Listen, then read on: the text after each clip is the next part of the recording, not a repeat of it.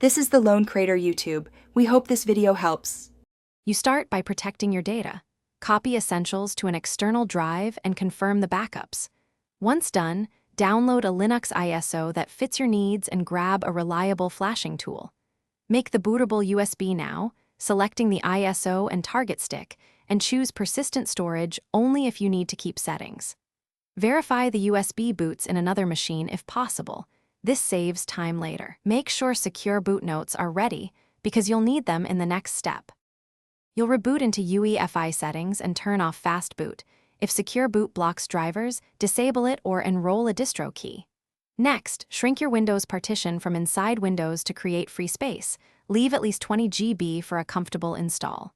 Boot the USB, pick Try Linux first to test hardware, then run the installer. When asked, use manual partitioning for control. Create an ext for root, optional home, and a swap file or partition. Install the bootloader to the main drive to enable booting. Once installation finishes, reboot into your new Linux system and perform updates immediately.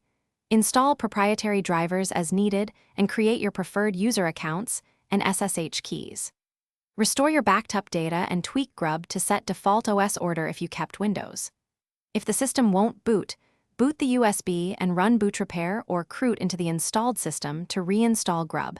That fixes most boot problems. Make sure to test peripherals and network, and keep the live USB hand. Thanks for watching. Consider subscribing if we helped you.